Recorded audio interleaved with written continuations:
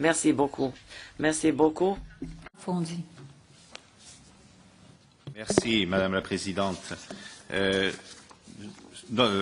document qui nous a été présenté par le commissaire Hahn nous convient sur bien des points.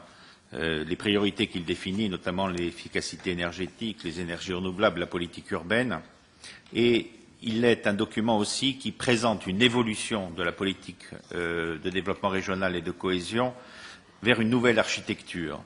Car ce qui est intéressant pour nous, c'est que cette future politique de cohésion soit davantage tournée vers une régulation territoriale et non plus simplement un mécanisme de rattrapage de retards très anciens.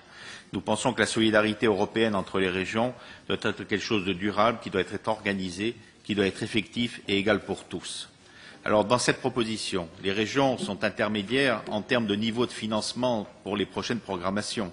Elles sont aussi intermédiaires en termes de plafond de financement et de plafond des aides. Il faut, selon nous, qu'elles soient aussi intermédiaires en termes de flexibilité des programmes. Un autre point sur lequel nous nous interrogeons, c'est que la présentation qui nous a été faite lie les régions ultrapériphériques et les régions faiblement peuplées. Le traité de Lisbonne sépare d'un côté les régions ultrapériphériques et de l'autre côté les régions très faiblement peuplées, les îles et les montagnes. Nous nous interrogeons, est-ce que les îles et les montagnes ont disparu des radars de la Commission? Et nous pensons aussi, est-ce que ce n'est pas pour les régions ultrapériphériques une façon de réduire un peu la solidarité qu'il aurait habituellement portée? Autre point, la coopération territoriale qui fait l'objet d'une amélioration des financements de 30%. C'est moins que nous espérions, mais malgré tout, il est évident que c'est significatif.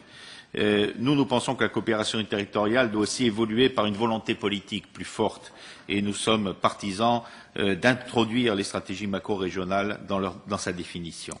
Enfin, le dernier point, c'est que nous sommes particulièrement attachés à ce que le partenariat de l'Union européenne et des régions soit le partenariat principal des politiques régionales et nous y voyons une contradiction avec ce mécanisme de sanction par rapport à des conditions macroéconomiques. Comment peut-on opposer aux régions des dérapages qui se produisent au niveau des États et non pas au niveau des régions? Il y a quelque chose là qui est très contradictoire, mais j'espère qu'on pourra revenir sur cette